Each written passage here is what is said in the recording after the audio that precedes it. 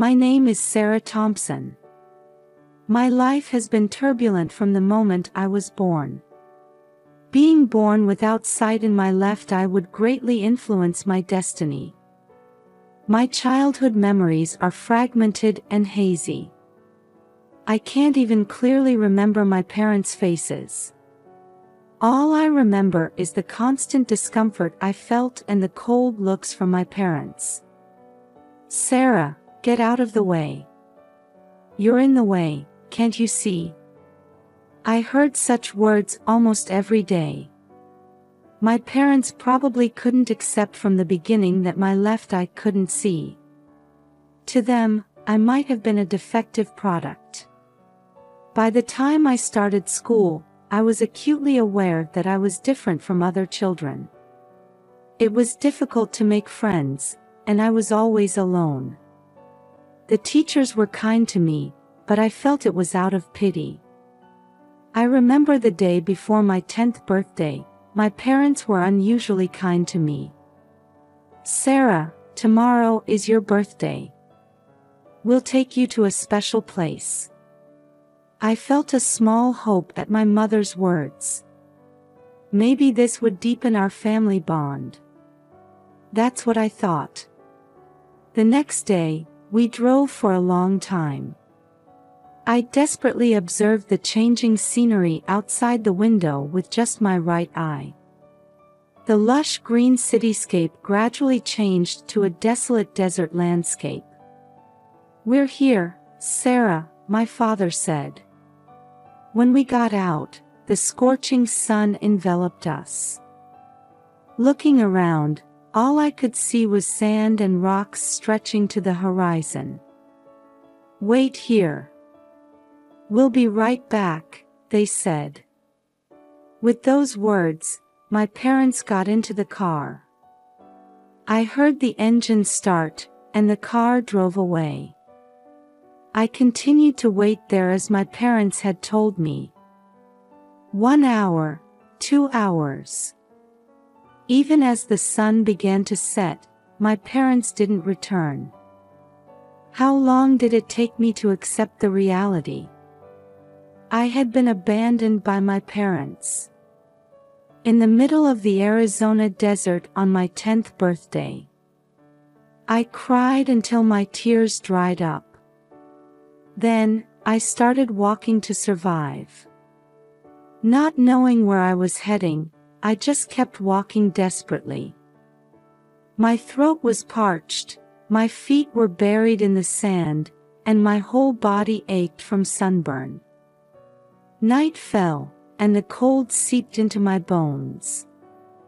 The starry sky was beautiful, but I had no leisure to enjoy its beauty.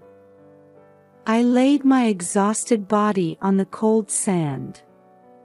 Someone, help me. I mumbled in a hoarse voice as I lost consciousness. When I opened my eyes, I was on a soft bed. An unfamiliar pattern on the ceiling. The smell of disinfectant tickling my nose. I quickly realized this was a hospital. "Oh, you're awake," said a kind voice. I turned to see a woman in a white coat standing there. "I'm Mary Wilson. I'm the wife of the pastor who found you." Mary gently held my hand. Tears involuntarily fell at her warmth. "It's okay, you're safe now." At Mary's words, I finally let out a sigh of relief. But the next moment, fear struck me. The police. My parents. My voice was trembling. Mary let out a deep sigh. "We've contacted the police. We reported it as soon as we found you. As for your parents, they haven't been found yet." At that moment, the door to the hospital room opened, and 2 police officers entered. "Hello, Sarah. How are you feeling?" A kind-looking female officer spoke to me. I nodded slightly. We have some questions about your parents. Could you tell us what you remember, as much as you're comfortable with? The male officer said. With a trembling voice, I told the officers everything I could remember. Being taken to the desert, my parents leaving, being left alone. After I finished talking, the female officer gently placed her hand on my shoulder. You did well, Sarah. You're brave. Don't worry, we'll find your parents. After the officers left, Mary hugged me. It's okay, Sarah. We'll protect you from now on. A few days later, I was discharged from the hospital. My parents still hadn't been found. The police were continuing their investigation, but there seemed to be few leads. The Wilsons, in cooperation with Child Protective Services, decided to take me in temporarily. Sarah, this is your home from now on, Pastor John said. His voice was full of love. At first, I was confused by the unfamiliar environment. But the Wilsons' love was real. They never made an issue of my left eye not being able to see. Sarah, your eye is special. It's a gift from God, Mary would often say to encourage me. At school, with the Wilsons' support, I gradually made friends. The teachers were also careful to accommodate my disability while providing thorough instruction. Sarah, you have wonderful talent, my English teacher praised me. I was truly happy when I heard that. I loved reading and immersed myself in the world of literature. When I entered high school, I became passionate about student council activities. Using my own experiences, I launched support programs for students with disabilities. Sarah, your actions are inspiring many people, Pastor John proudly watched over my activities. As the time for college approached, the Wilsons fully supported my dreams. Sarah, your future is bright. Whatever path you choose, we'll support you, Mary's words filled me with deep gratitude. Looking back, 8 years had passed since that incident in the desert. My anger and sadness towards my parents had gradually faded. Instead, my feelings of gratitude towards the Wilsons had grown. Dad, Mom, thank you. I started calling them that. They were more than real parents to me. I decided to major in political science in college. I wanted to have the power to change society. That's what I thought. Sarah, I'm sure you'll be able to help many people, Pastor John's words made me nod strongly. I was filled with a mix of excitement and anxiety about the new life that was about to begin. But with the Wilsons as my strong allies, I felt I could overcome any difficulty. My life had only just begun. I'm excited just imagining what adventures await me. On my college graduation day, the Wilsons embraced me with proud expressions. With a degree in political science in hand, I was ready to take the first step towards a new challenge. Sarah, your determination is firm, Mary smiled gently at me. I nodded. Yes. There are so many things I need to change. Pastor John placed his hand on my shoulder and encouraged me, God will guide you. And will always be on your side. Right after graduation, I decided to run for the Phoenix City Council. The election campaign was tougher than I had imagined. There were voices pointing out my youth and lack of experience, but I overcame them with my inherent tenacity. "Sarah Thompson will bring a new wind to this city," one of my supporters said. When I heard that, my heart swelled. I could feel that my message was gradually reaching people's hearts. In the midst of the election battle, an incident occurred. The local disability support center was in danger of closing due to budget shortages. "If this continues, many people will lose the support they need," the center's staff pleaded. I took immediate action. I started a signature campaign and submitted a petition to the city council requesting a budget review. Day after day, I stood on the streets, seeking understanding from citizens. Even if each individual voice is small, if we all work together, we can make a big change. My passion gradually spread to those around me, and many volunteers joined the campaign. As a result, more signatures were collected than expected, and the city council promised to reconsider the budget. This event had a big impact on my election campaign. Many citizens highly appreciated my initiative and determination. On election day, I waited for the results with my heart racing. And when the votes were counted, it was decided that I would become the youngest city council member. "Sarah, congratulations." The Wilsons rushed over. Tears were shining in their eyes. "Thank you, Dad, Mom. This is all thanks to you too." My days as a city council member were busier than I had imagined. Meetings, committees, dialogues with citizens. Every day was a series of new challenges. But I cherished each one of them. I particularly focused on advocating for the rights of people with disabilities. Using my own experiences, I proposed various policies such as promoting barrier-free environments, expanding employment support, and improving educational environments.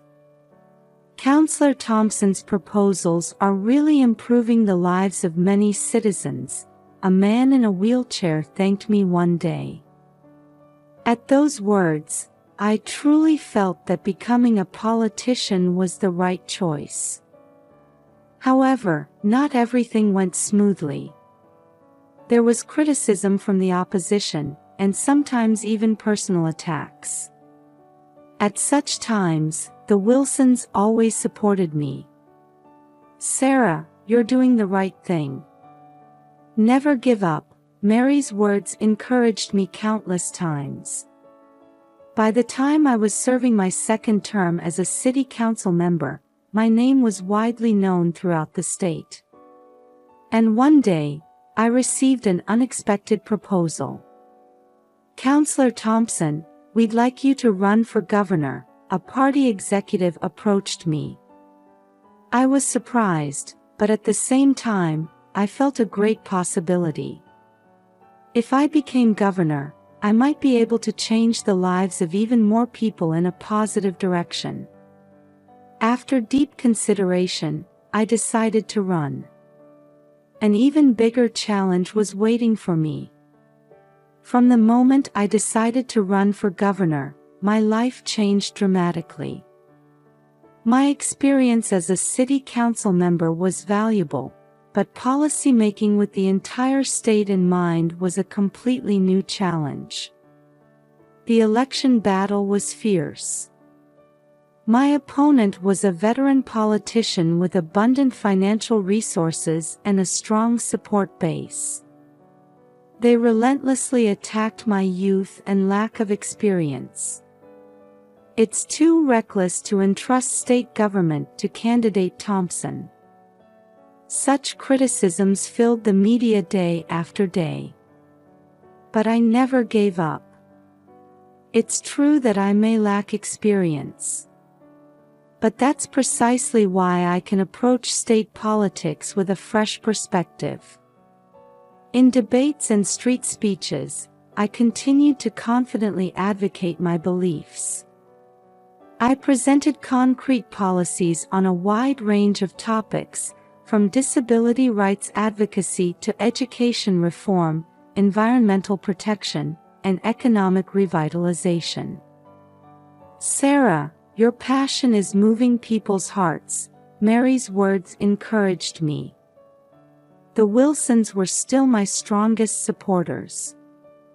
As the election campaign was entering its final stage, an unexpected situation occurred. The secret of my birth was leaked to some media outlets. Candidate Thompson was abandoned by her birth parents at the age of 10. Sensational headlines circulated throughout the state. I was shaken, but I decided to use this opportunity to honestly talk about my past. It's true that I was abandoned by my parents. But I was blessed with wonderful foster parents and have come this far supported by many people. This experience is the driving force behind my politics. Contrary to expectations, this confession resonated with many voters. My life story of overcoming hardships touched people's hearts. On voting day, I waited for the results with a prayerful feeling. And as the vote count progressed, a surprising fact became clear. I had won. Sarah Thompson decided as the next governor of Arizona. Seeing my face displayed on the TV screen, I couldn't help but shed tears. My long-held dream had finally come true. "Sarah, congratulations." Pastor John embraced me. Mary, with tears in her eyes, said, "We're so proud of you."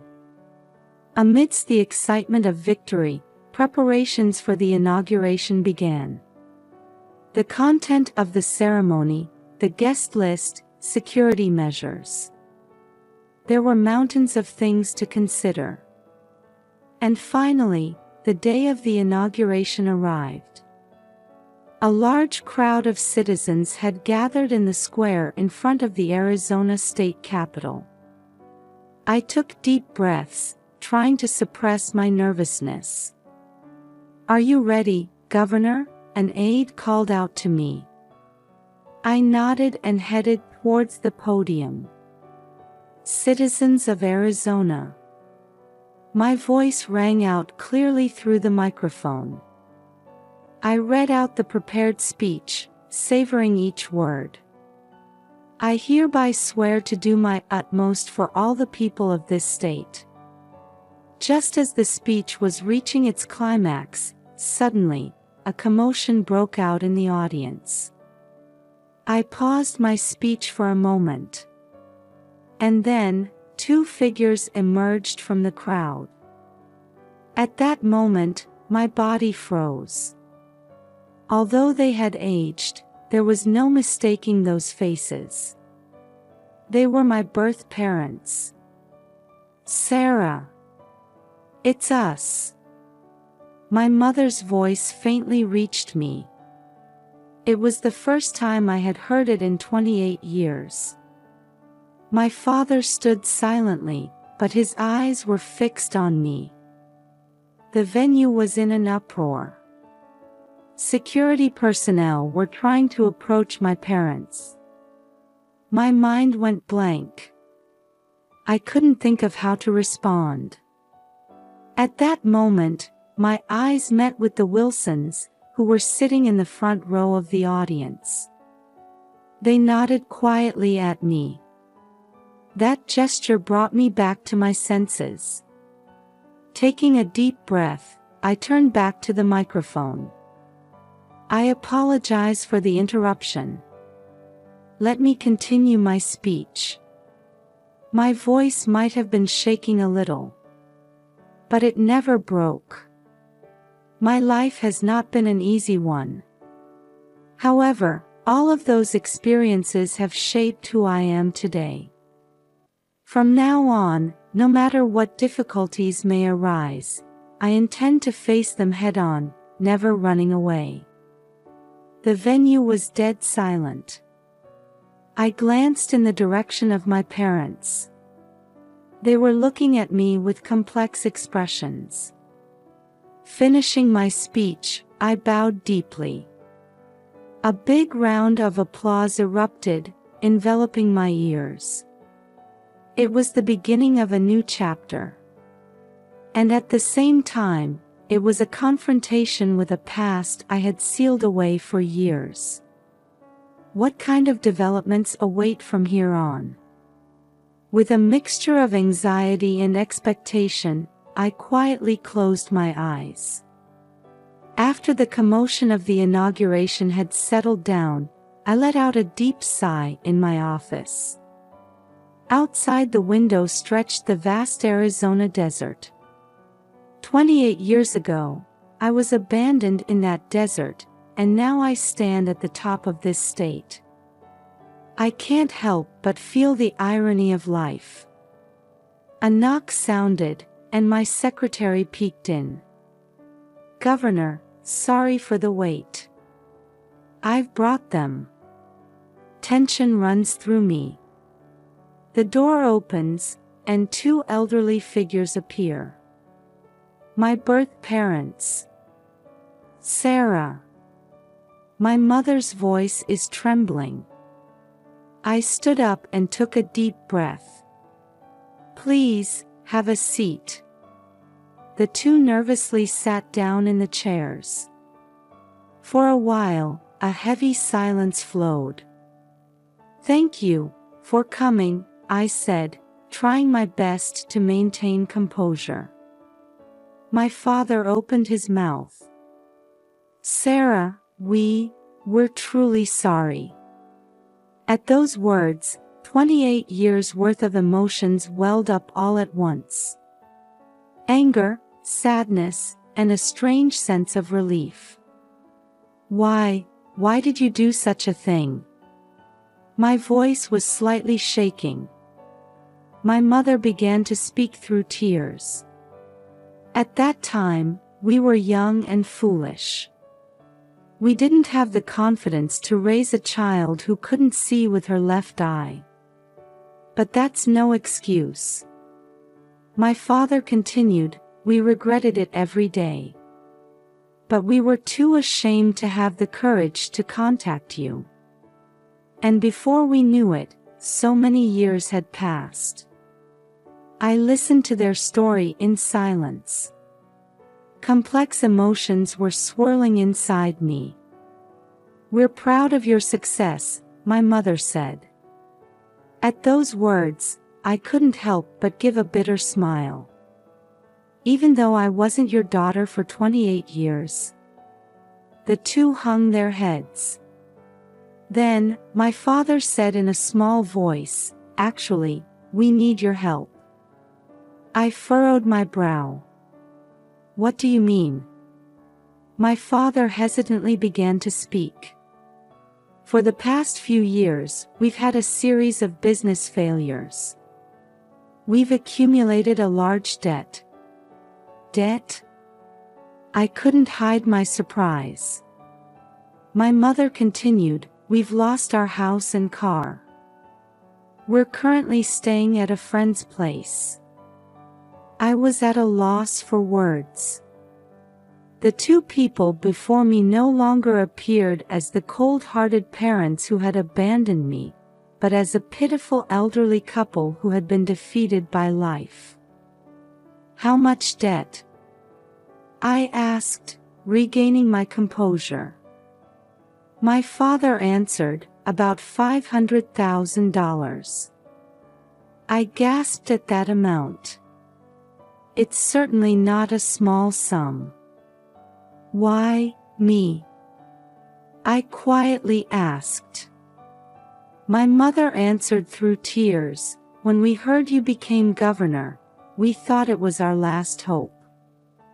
I fell into deep thought. How should I handle this situation? It's not just a matter of money. 28 years of emotions, responsibility, ethics, various factors are intertwined. Give me some time, I finally spoke. I can't answer right away. The two nodded slightly. Thank you for listening to us, my father said.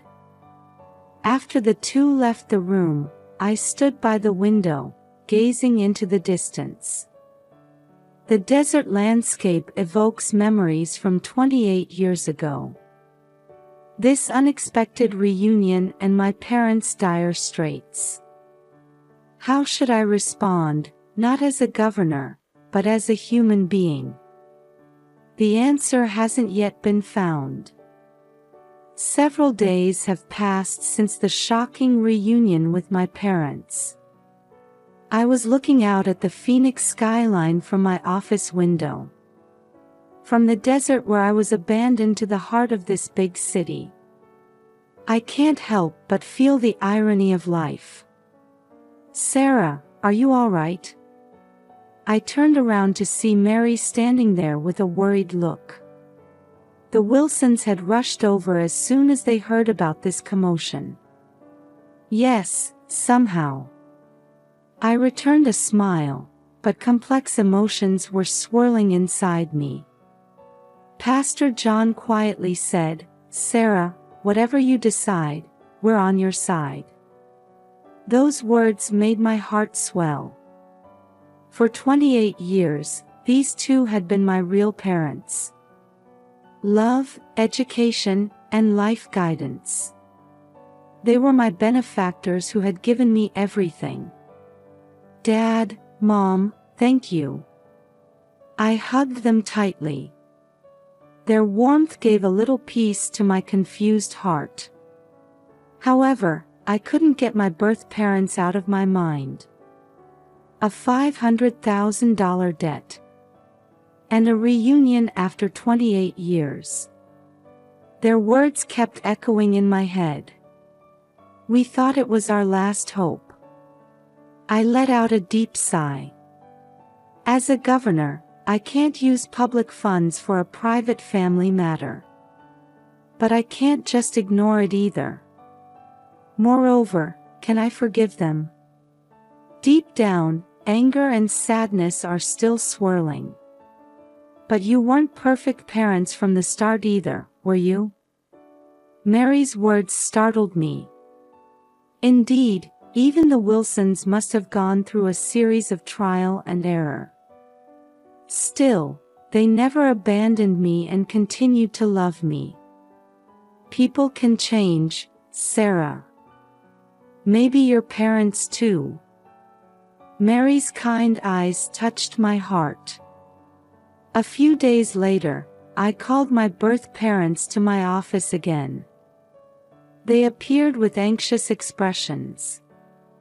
I have an answer regarding your request, I said. I took a deep breath and continued speaking. As a governor, I cannot use public funds for personal issues. I think you understand that. My parents nodded with grave expressions. However, I carefully chose my words as I spoke. As an individual, I've thought of a way to help you. Their eyes widened. There are conditions. First, I won't take on your entire debt. You need to make efforts to repay it yourselves. I will support that effort. My father opened his mouth. What do you? There's a state employment support program. You can participate even at your age. Find a job there and gradually repay the debt. I will take on part of the debt on the condition that you participate in the program and receive counseling. My parents seemed at a loss for words. And one more thing, I looked at them with a serious expression. This is the beginning of a new relationship. We can't change the past. But what we do from now on is up to our choice. Tears welled up in my mother's eyes. Sarah, thank you. We won't betray your trust, my father swore firmly. I nodded quietly. I don't know if this is the right decision yet. But people can change. I decided to believe that. As I watched my parents leave the room, I whispered in my heart. Dad, Mom. It was a word of gratitude to the Wilsons. They were the ones who gave me the courage to make this decision. Outside the window, the strong Arizona sunlight was illuminating the desert, as if heralding the beginning of a new chapter.